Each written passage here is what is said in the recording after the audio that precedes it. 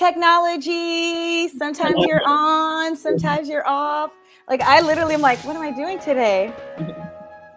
It's a day. Sometimes we have those days. My partner is traveling right now and it's throwing me off. He usually takes the baby and I don't have to worry this morning. I can like drink some coffee. Well, not coffee. I don't drink coffee, but drink and relax. Anyway, welcome to Web3 Weekly Live, everyone, where sometimes things might break. Thanks for your patience. Today, we're going to be talking about indie film crowdfunding using NFTs. And today, our guests are Shivang. Okay, Shivang. I'm the writer director. I gave you. Thank you. I'm like, there's a whole banner. Thank you. And Dayna Kovacic. I'm producing Barracuda the Movie. Hey everyone. So you know how we like to do it. We like to jump right in, but before we jump right in, this is a reminder that this show is about Web3. And Web3 is the next generation, and it's going to be powered by blockchain and cryptocurrency. So if you wonder like why you should care and what this has to do about blockchain and cryptocurrency, it's because Web3 is powered by it. Or sometimes you might hear the word Web 3.0, because there's Web, 1.0 AOL, Web 2.0 Google, and then Web 3.0. And that's what we're going to get into. That's what we're talking about. And so I have to say, I'm going to give a disclaimer because most of the projects I've talked to so far, I know nothing about. And I love just being able to dip in and sort of ask questions in real time as they come up in my head. So I'm still going to do that. Don't get me wrong. But I'm actually knowledgeable about this project. And I've had the pleasure of working with Shivang and Dayna. So I have to admit, I'm going to be like a little bit biased, but I'm still going to try to ask all the hard questions. Don't get me wrong. And don't forget that for y'all who are tuning in, we love to get your comments. So if you have any questions for our filmmakers and, like anything you're wondering about, especially because I'm sure there's a lot of artists that are tuning in because they want to know how to get their films funded or whatever it is that they're into, get it funded. And so don't be shy. We're paying attention to these comments. All right. So with that said, we're getting started. So you guys, tell us a little bit more about Barracuda the Movie. All right. Well, just a quick log line for the movie is basically it's two Indians on a road trip. So one is a Native American Marine who's suffering from PTSD, who goes on the road with his cryptocurrency entrepreneur best friend, who's Indian like me. So they go on the road, basically on Route 66 in a 1974 Plymouth Barracuda. And it's just a trip right down the heart of America. It's a classic buddy road trip movie, but we're dealing at the core of it, this central issue that we want to tackle, which is like PTSD and how it's been portrayed in the past has not been great by Hollywood. And so we want to portray it in a realistic manner. But also just this idea of brotherhood, these two guys who are reconnecting on the road and finding themselves. I think all road trip movies are movies of self-discovery, right? And these guys are at difficult points in their life. One person is contemplating suicide. And so that's we want to do this kind of epic adventure, but dealing with this very personal and private struggle. Yeah. I love hearing about the fact that you have this really meaningful movie, right? That at its heart is about something so powerful. And I would think that we are also, there's so many times that when I hear about Web3, I think you guys saw this on Twitter one time. Somebody said, Web3 is always creating a problem that it's trying to fix, but they're creating the problem, something like that. And the reason why I say that is because here we have a problem where indie filmmakers are constantly looking for funding, right? Mm-hmm. And especially when you have such, like a powerful film, like you've said, that I don't know if it's that you can't trust, and I'm not saying you personally, but let's say like a filmmaker may not trust Hollywood to do it right, because like you said, they've seen it done rehash before, and you're like, you guys aren't doing it right. You're not doing it right. Do I go through the traditional route of trying to get, this on board on a studio or something like that?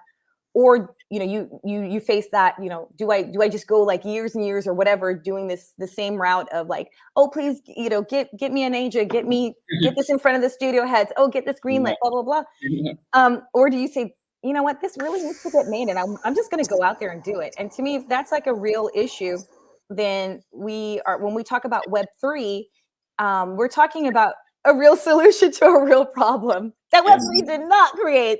Thank you, people on Twitter. Anyway, so with that said, tell me a little bit more about what attracted you to this idea of Web3, and just a quick reminder, when we talk about NFTs, NFTs are part of this world of Web3, and so I'll let them go. I'll let Dayna and Shivang go more into what NFTs are and what the NFTs play into their project. So, all right, take it away. I'll stop talking. Okay, yeah, I'll let Dayna handle it. But actually, so it's funny as to how we got into Web3 is actually once Dayna came on board, it was her idea to actually make one of the characters a cryptocurrency entrepreneur. In previous drafts, it had been a banker. And so she heard about the idea, was like enamored with it, and then she was like, "Wait, would you consider making this a cryptocurrency entrepreneur?" And I was like, "Well, I don't know anything about that. Like, I don't know anything about crypto. Like, I don't get it, And she had started dabbling in it, and so that's when, like, yeah, once she came on board, she kind of went down that path. So I'll let her explain kind of how she got into it. Yeah, so actually, I was introduced to cryptocurrency, which I like to refer more to what is going on right now in this Web3 world as digital assets more than anything, digital currency. And I had been introduced in 2014. And it wasn't until the pandemic that during quarantine, I was with a friend and they were like, you need to find your digital currency and start doing more research because we're in the 4th year of the Bitcoin cycle and all of this. And so I went onto Twitter. I had an account. I had not touched it in 10 years. And then I saw these little bubbles at the top and I pressed one and whoa, I'm in a live conversation. And I started hanging out in these cryptocurrency conversations and learning, and really we were just trying to inform the story at first. Yeah. We had no intention of going into NFTs because honestly, digital currency and NFTs are 2 different ball games. You need basically 2 master's degrees to do both of them.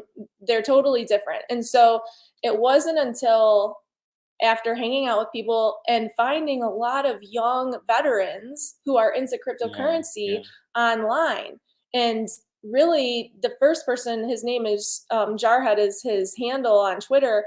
I was in a space and I text Shivang immediately because we've been having a lot of conversation with older veterans, but really I was like, man, there's groups gathering in this space and learning about their stories. And then we were having one-on-one conversations with them on Zoom. And after some time passed, everyone kept on asking us, why aren't you using NFTs to fund your film? Why aren't you using NFTs to fund your film? And in February of this year, Hope Warriors Project, which is on Cardano, they came to us and said, we heard about your project. We love what you're doing. We're going to create one of the co-founders. He's an amazing 3D artist, Mike Reyes. He said, I'm going to create 22 custom 3D one-of-one Barracudas, and we're going to auction one off a day for 22 days to bring awareness to the fact that that's how many veterans are taking their lives every day. And they gave us all the proceeds from that auction. And then there was really no excuse. We started our NFT journey and we hired our first artist, our first digital artist, a 2D artist. His name is E. Anthony Lees, and he's actually comes from Ethereum, and he is a veteran who, lives with PTSD. So it was kind of like right in the wheelhouse of what we were trying to do. And that was our first collection, our Genesis collection is by him. And then Mike Reyes came back, and he is the artist behind, the 3D artist behind our series 1 and then our series 2 that will come out at the beginning of next year. So that's really what drew us into Web3. And honestly, I was in a space a couple weeks ago and heard a really great definition about Web3 not just being about blockchain, and blockchain isn't just NFTs. You know, Web 1 was all about people being able to use to be able to go on and look at a screen and you can see things on a computer. Web 2 was where you're being able to interact with these pages. Web 3 is really the decentralization of that. So blockchain is a part of that, but Web 3 isn't just blockchain. So to understand that going this route kind of helps us have another vehicle for funding that's decentralized. We're still doing traditional funding as well. So we're just doing it in tandem. We're doing this experiment, but we feel like the community is the number one thing that has attracted us to this space. And Shivang always says, hey, to have a built-in audience before you even make the movie, why wouldn't you do that? You know, and the traditional crowdfunding method, you know, we kind of bypass that middleman and we can go direct and not have to pay percentages and things like that, just because everything is so cheap, the transactions wise on the blockchain. So yeah, that was definitely going to be my next question. So I'm glad that you went into that, because I mean, I think every time I hear people saying, well, we're using NFTs, and I'm like, okay, but why? Like, why not? Why not? You know, like, why not? I don't know, Kickstarter or something like that, you know, the way, even though I feel like right now, you know, even with the world of Kickstarter and Indiegogo, what I feel like happened with filmmaking, especially, is you had all these people go out, they all, you know, got money. People were like excited to give them money, like, oh, this is a cool new way of like funding, you know, your film, and I could like a thank you or something like that. And then people like didn't produce. Like, I just time and time again, they're just not. I guess there's just like there was no product. So with that said, I think that also ended up leading, well, I think it's a separate. So you have that, and then on top of that, you have giving fatigue, right? Like, and like everybody, you know, is a filmmaker, and you're like, dang, I'm tired of giving, like, film, you know, especially if you're trying to fund your own stuff. So with that said, I guess what is, are you finding sort of what I'm call like NFT buying fatigue as a filmmaker, or is this so new right now? You know, what are some of the, I guess the best way of putting is, what are some of the barriers to fundraising using an NFT and you know, tapping into this NFT market that you're talking about, or NFT consumer? Yeah. So right now we're in a market.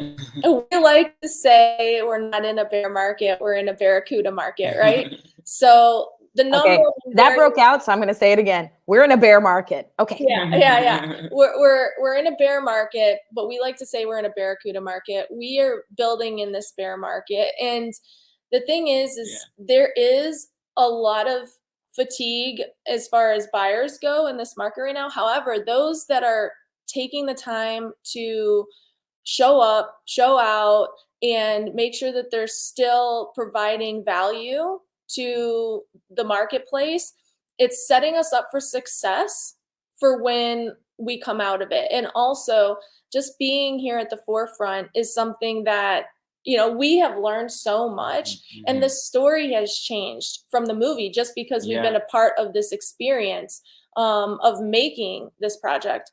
So for us, yes, the bear market is definitely something to consider, but also people have a false belief that if you put some NFTs out there, they're just going to automatically sell and you don't have to do. We've literally been pregnant with this project for 9 months, and we just soft launched, not last Thursday, but the Thursday before. And I say soft launch because we haven't even had a proper minting party yet. We just exhibited at CNFT Con this past weekend, and it was kind of like our coming out party a little bit. And people got to see, you know, that we put our money where our mouth was, and that we're serious about what we're doing. And so the thing is that we now are going to take those extra steps to build the community. A person a project really has to take the time, have the right team in place, make sure that they have the right advisors and mentors in place as well, making sure that they don't fall into pits and get trapped into things. We've made all the mistakes, right? Yeah. And so we've learned and grown. A lot. And so I think the community appreciates people who stay around because they believe in, if we don't believe in what we're doing and we're just going to fall off by the wayside because an obstacle came our way or something happened that maybe we weren't expecting, you know, how are they? So this is kind of like our going through the fire type of moment. And I think that our holders will appreciate that in the end, and it's going to work out for them too, because we have so many great benefits. But that's really the community building and staying here in the bear market. And then Shivang, if you want to go over some of the benefits. Yeah, well, no, well, I was just going to go back to the because I had some thoughts about your original question of like, you know, it's like, what's it like? I think it's two things, right? One of the barriers is like just, you know, these wallets and these apps and just getting, you know, Keep hearing about these wallets. so people are hesitant, right, to be onboarded because it's like there's too many steps. It's just too complicated to get on board. But the people that are already here, like Dayna was saying, like in the bear market, there are still people that are dedicated. Like the community is still dedicated to crypto, and we have been in touch with. We're in touch with all of those people, and they're all very supportive of our project. And like she was alluding to, like the community actually helped make the story better. You know, like talking to these veterans, like I would have never had these insights. You know, people who had contemplated suicide themselves, telling us exactly how they did it or attempted to do it. You know, that kind of insight I never had before entering Web3. You know, so to me, that's a benefit, and they're already here and they're not going anywhere. So right now we're focusing on, you know, building that community that's still in Web3, but then also trying to onboard the people. That I think is really the only barrier. But the people that are in Web3 and are in touch with us and our project love the project and have thrown their full support behind it. And I think that is incredible. What did you ask me? You wanted me to go into the benefits? I think you're better. Well, I want to hear about the benefits, but before what I want to say is just doing my own research. It was really interesting to me to see this whole what I'm going to say, like veteran gaming community, and to see, like, I feel like there's definitely, it's easier for gamers to be onboarded onto Web3. And don't ask me why, I haven't gotten there yet. But I just feel like there's this huge like gaming community, and even like right now when there's all these, like, I would say like what's getting built right now in Web3 is like games, like a lot of it's games, right? And so that's why I was kind of like, and I don't know, I maybe somebody can answer that for me. Like, why is it easier to onboard a gamer into this world? But I did have a question from the audience, and so I just wanted to kind of go back to that and just reset the room. And that is, we're here at Web3 Weekly Live to ask, you know, to talk about Web 3.0, the next generation of the web, and talk about it in a way so that everybody can understand, like, why do I want to adopt it? Why do I want to be a part of this world? I think we're going to eventually be there. So it's really not about whether you want to, it's about when you're going to get in and maybe how. And so this is like a how, like maybe because you really, really care about this issue of like Native veteran suicides, and you want to get a part, you know, become a part of this community. And so this might be what onboards you into this world, because you realize people are, again, trying to solve real problems, not just making them, creating them.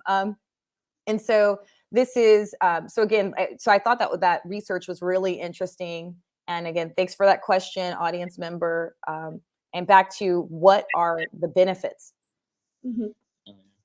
So obviously we're making a movie, and we want to give people access to the film with our NFTs when the film is finally finished and released. But some of our more exciting benefits that we're giving our holders too is we have partnered with a Native artist who resides out of Indiana, and he is an amazing portrait painter, and we have partnered with him to paint some native vets, and we are going to offer that like free fine art to all of our holders, and they're going to get to tell their stories. The vets will have a little bit of their stories attached to their NFTs, just to bring some awareness, not only to our native vets, but also to these traditional artists who might not be into NFTs or into Web3 yet. So that's one of the ones that we're very proud of. The most exciting one, I would say, that people are looking forward to is we're giving away 2 muscle cars. The first is a 1971 Ford Mustang. We are partnered with the Grease Monkey Garage, Las Vegas, out here in Las Vegas. And when they heard about our story, that the owners are friends of mine, and they specialize in classic car restoration, and they immediately wanted to help. Tony actually, he was like, I took that trip in a Barracuda when I was 8 years old from New York to LA. So he had like a personal attachment to that car. And he's also a Marine. His brother-in-law is a Marine. His wife, Bella, the co-owner of the auto shop, is also, her brother is a Marine. So they're very veteran friendly as well. And so they are giving us this vehicle and restoring it. And so with our Series 1 and Series 2 NFTs, each NFT will act as a raffle ticket for this car, and we will raffle the car away. And we have some kind of gamified multipliers. Like if you get 5 of a certain background, then that'll multiply your whole bag of Barracuda NFTs to a certain amount. And so all of those things are on our website as well. And then the second car we are giving away is the Barracuda that will actually be in the film. So after the movie is finished and released, we will raffle off the Barracuda. And a person will have to own at least 1 Series 1 and 1 Series 2. We are cross-chain. Our Series 2 collection that'll be released at the beginning of next year will be on Ethereum. So you'll have to have the Series 1 on Cardano and the Series 2 on Ethereum to be eligible for that raffle for that car. So 2 classic muscle cars are being raffled off with our NFTs. We have businesses in real life that want to offer our holders benefits and discounts. So right now we're in the process of, on the Ethereum side, there's token proof. We're working with some people on the Cardano side to figure out, okay, how do we token verify for in real life businesses? One of my friends, her and her husband are builders, and they just build these amazing cabins, luxury cabins in the Blue Ridge Mountains in northern Georgia. And they have offered a pretty nice discount for any of our holders. We have people who own car rentals that want to offer our holders discounts. And we're actually in the process of figuring out how to, like I said, make sure that all of these businesses that aren't even in Web3 yet can offer our holders discounts, and then grow our list as well.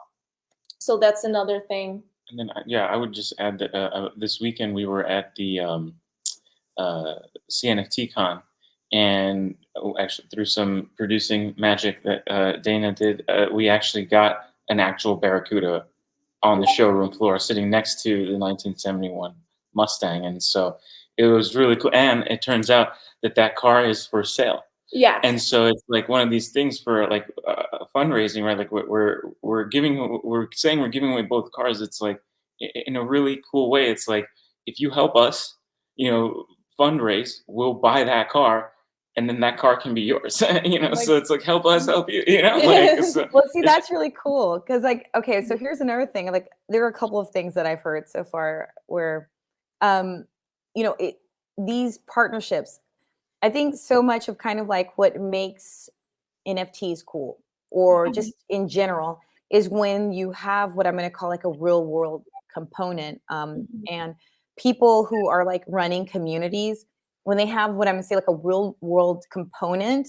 So it's really like, people are saying Web3, but it's kind of like this hybrid is what's really working. Like people who have these Web3 communities, but then they set up meetups, like real world meetups or something like that, or just somehow really are kind of melding the two, seem to be more successful. And it sounds like that's kind of what you guys are doing with your project too, where you're having a like that real world component. Hey, you get to win like an actual car, not a metaverse car, but like a real car. Yeah.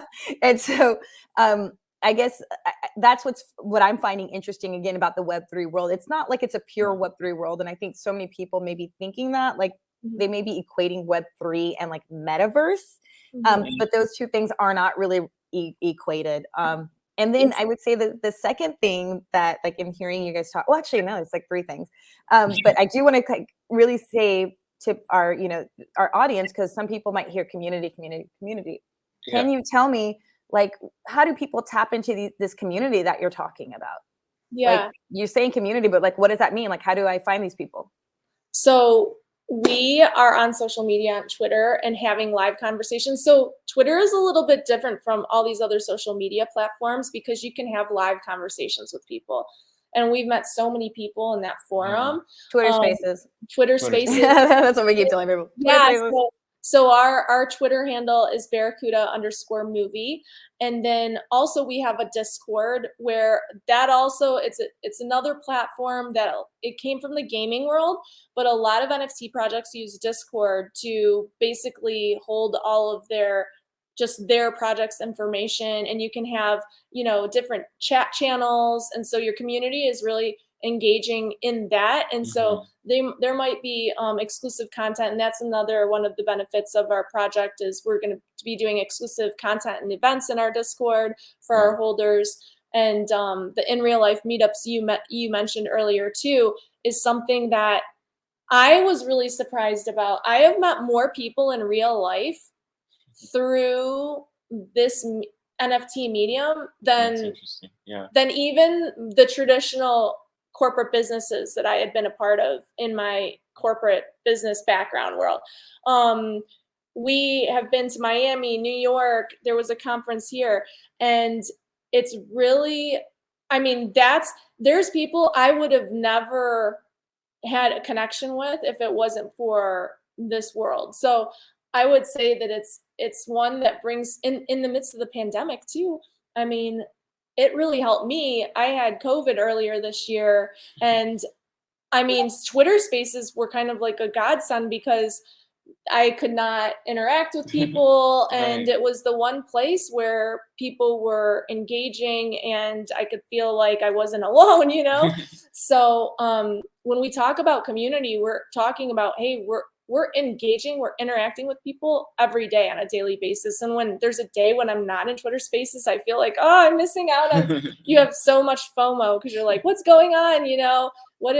And you guys also have a Discord. It goes beyond just Twitter Spaces, where I think like, Twitter Spaces is crazy world. Because I realize people really do use it like to connect. And but really, like they'll just chill like in Twitter Spaces. I'm like, oh my gosh, people. You have to have balance too, because some people, you can get sucked in and then you're like, oh my gosh, I haven't stopped being on a Twitter Space and it's been 24 hours and you have a Twitter Space hangover. I like the way you guys use your Discord, because it goes beyond like the fact that you can go and find a list of resources. And I do know a lot of people find Discord difficult because they have so many channels but I know we talk about this like every week on this so far, but I like the fact that you use your channels to set up resources like, hey, let's say like suicide prevention, these are how to get real help, and that you're using those channels to relate that to your community, right? So there's and the thing with our Discord too is because we were so new to all of this. Discord was cumbersome to us. We were like, oh my gosh. So we wanted to make it very simplified for not only the average person who already knows which Discord's about, but for anybody new trying to because some of these Discords you jump in and they're amazing. Those projects are very successful, but it's like, oh my gosh, there's 50 different channels and they're all in different, categoried places, and it's kind of confusing. So for us, reading the Matrix. Ours is very simple, I would say, compared to a lot of others. And that's our goal, is to grow it right now. So we have been talking to some people, and our next goal is to really have somebody help us with community management. So just because we know that we can't do it on our own, we've been doing so much behind the scenes, especially when it comes when we're gonna go make the movie, right? We still want to keep that community engaged, and giving them details behind the scenes, but it's gonna be too much work to be able to manage the community and go make a movie at the same time. So yeah, we're definitely looking for community managers, but we're dedicated to keeping the audience engaged throughout the process. Yeah, I was just gonna say that's one of the biggest things about fundraising as an independent filmmaker. You spend so much time fundraising and doing all this stuff, and it's like a full-time job, and then you're like, dang, I gotta go make a film. Like, what just happened? Like you're like burned out already. So I want to kind of go back to the idea of like I know I would say Yujiro Seki, I'm gonna do a shout out because I saw what he did. I mean, he has a film called Carving the Divine, and it's a documentary, and he just like built and like that audience, and it's just amazing to see what he did. But it's like I think there's two things that make me think, like I said, like crowdfunding is a full-time job, and seeing him like learn that, and I've never personally done it for myself, but I've been part of teams, and there are teams, right, doing this because it's so much work. And now you guys have added this layer called an NFT to that. Like I don't know, like how does a person coming into this, a filmmaker, I guess, what can you tell them? Just like, I don't know, your top 5 best practices in trying to crowdfund and raise money using, having to do it for independent film in general, but then throwing on top of this like brand new technology. I would say my first thing, if I were to go back, I'd say start small. We had such like a pie in the sky idea, and it's taken us this long to do it. But, we started talking about what we wanted to do so early. And I feel that those who kind of build up to what they're trying to do will be very successful. And then also doing a little bit more building behind the scenes before you come out and talk about what you're doing. Because, we were new, right? We were just building, and there's so many things that come up that you don't realize that, with delays and things like that. And so we feel like maybe even oversaturating the market with a lot of talk before the thing even came out. If I were to go back and do it, I'd say we do more behind the scenes building and then really punch it up. Whereas, I don't regret anything of how the process has gone. But for those that are just starting, I would say you have to if you're trying to do NFTs, unless you already have a group of people that are going to buy your NFTs in the real world, and you know nothing about NFTs, you have to be in space. You have to be on Twitter. You have to be in spaces. You have to sit there and listen and learn. You have to go and you have to understand what these people want, how they want it. Because what's going to happen is you're going to spend money making things that people might not want. And then you're going to have to go back to the drawing board. Like, there's a lot of projects that have either rugged or they haven't survived because they didn't realize the cost of learning. There's a cost to learning in this environment. So and just knowing like what are you willing to put into it type of thing. So you have to sit there and learn. Yeah. And I'd say go slow. Or not slow, but start small, kind of test the waters, A/B, test things out. Make sure you have a good team. It's hard to find good people. Yeah. You need good advisors. But then you also need to vet the people that you're working with, because there's a lot of people in the space who you don't know who can do what they say they can do. This isn't like a traditional. So, coming from traditional background, I should have known better to be like, hey, can we see your resume? Can we see the work that you've done up to this point? You get really excited with getting to know people in the space, and maybe a referral from So someone. real. Okay. They're hiding So behind- real. Yeah, so you need to vet out people that you're going to work with, and also even just like with the pay scale, like what you pay people. If this is their first rodeo, or if this is, yes, we want to make sure that people are compensated, but in the same token, like making sure that you're not paying for people learning on your dime too. You know what I mean? Like all the way. So just making sure that like everything is in writing, and because that is also something that has gotten a lot of projects. There's a lot of bridges burned because there's a misunderstanding of what was agreed upon and all of those things. So I just said a lot of things, but getting things in writing, having good mentors, vetting out your people well, not being afraid to ask for credentials. Let me talk to people you've worked with in the past. Let me see proof of work type of thing. And starting small, building up, and you have to be in the community. You have to be in the spaces. You have to be learning from the people who are going to buy the NFTs in the first place, understanding what they want. Yeah, I would just add, I mean, it's not even, I don't know if I have 5, but I would just add to the community aspect of it, just how important, because we were on a panel and they asked almost the same question of like, how does new filmmakers come into this, right? And it's like, as a filmmaker, I mean, first of all, you're going to be hesitant to for me personally, getting on spaces. She has no problem doing that. I was like, ew, and so like, I just was like completely against it. But seeing the value of it, like how it made like the movie better, So I think it's having that cause and it's going, hey, I'm making a movie about this, and being vocal about it, telling people about it, and getting people excited about it, and building that community first. Like I said, and this is all stuff we learned in the last like 10 months. It's not even been a year.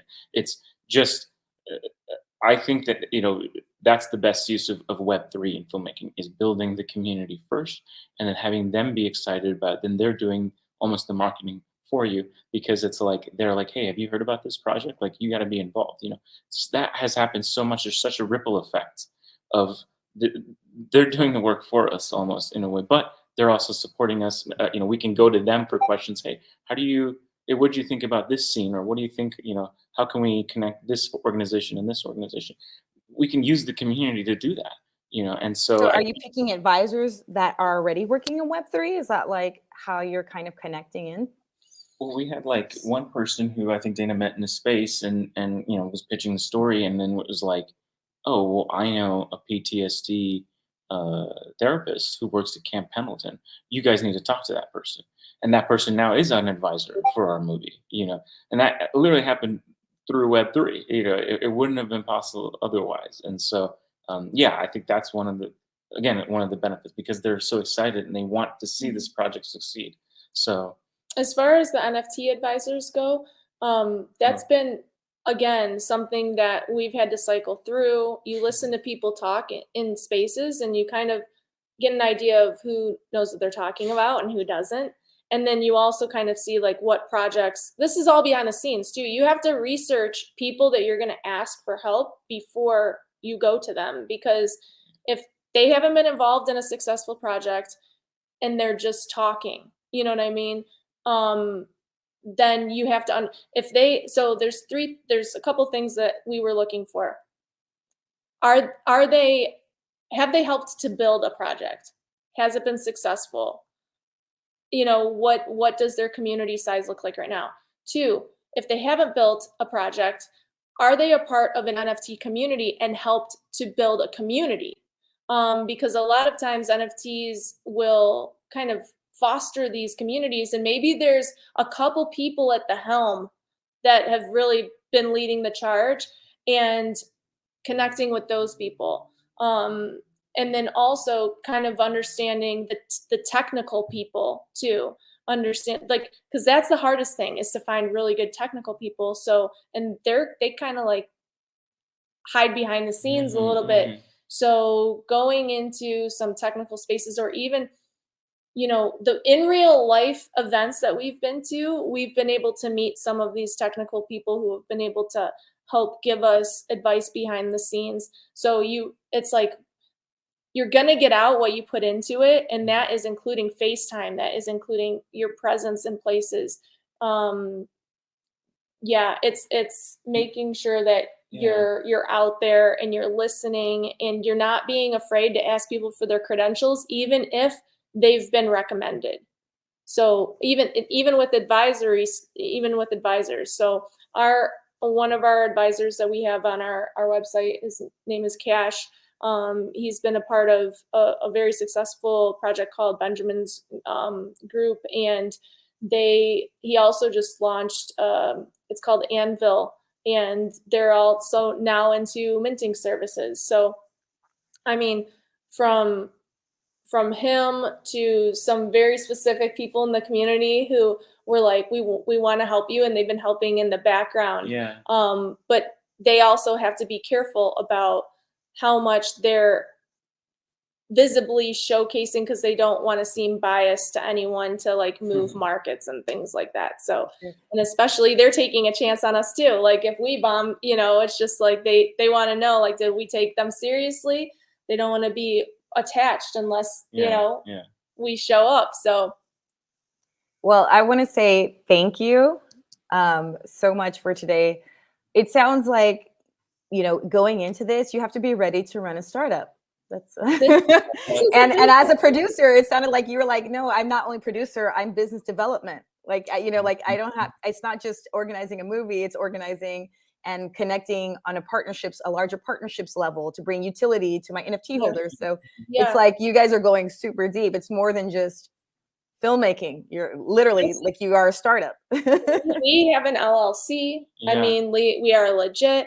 I mean, now that we have the first series 1 out under our belt, I mean, my background is I did national account sales. I've had the sales background for forever. And like, I would love to now focus on, we had a meeting yesterday with an advisor who I'd like to go approach companies that are involved. That when you think of road trip, you're doing snacks, you're doing beverages, I want to start going to I want to start talking to car companies about, hey, coming on, I would like to have more of a robust, benefits, but also visibility with traditional markets too. So, I would say, to add to that, it's the Web3 space. It's like, you cannot do this alone. If you're going to come into this fresh, you need to have a team, like she was saying, or even just a partnership of because all these things that she's doing behind the scenes, it allows me to sit back and just be the artist, so just be the writer director, and that has never happened to me before, like in Web 2 or real life or whatever. Like that's that partnership has been very fruitful as a result, because she's going out there using her background to build our community, build our company, and then I'm just sitting there figuring out story, character, plot, the stuff that I love to do. Well, I know we have to wrap this up, but my next question, I'm not going to ask this question because I think it's going to be a deep answer, but I'm going to just throw it out there and have people think about it. And they can always go to your Discord or your Twitter and ask you these questions. You can find all of that at the website. And that is, are you guys thinking about post Barracuda the movie? Because you guys are building an entire, like I said, company, like it really is like a startup. That's what I'm saying. Like, it's a startup. It's not just like a film that you're going to be one and done. Are you thinking beyond just Barracuda the movie? And you could just say yes or no, or you guys aren't ready for that yet. Okay, you said yes. I heard that. I heard it. Okay. Don't worry. I heard that. Okay. Well, there's a lot of potential, but for us, for me, just even me personally, it's like, I got to make one good movie first, but we are, like I said, are going to be engaging the community well past the release of the movie, for sure. I think, we didn't say it in this space, but one of the things I'd love to do is have drive-in screenings, have a road show where we go to drive-in theaters and play this movie. That'd be dope. So that's still, I would say, I would consider that even immediate. There's rather immediate, but long term, yes, there are some things that we've talked about. And we're going to be engaging with our community. So the production we're planning for 2023. So the movie won't even be finished until 2024. ready for the film festival circuit. So And we'll be engaging the community all the throughout whole way that. through. So yeah. You hear that? And I Yes. also put on the music that way because I know myself. I keep talking, so I've got to do like Words strategy. out. I got to do it a little bit lower, but that's my new strategy. Anyway, so like you said, the movie's not going to be done till like next week, y'all. I mean next year, y'all. But there is a community to start getting into, getting involved with. We're going to drop all the information into the comments, as you know. And like I said, you know how to reach everybody, so don't be shy if you guys end up with questions afterward. For those of you who are too shy to do it or looking at this recorded. Anyway, all right. Bye, y'all. Thank you, Bye. Shira. Thank you.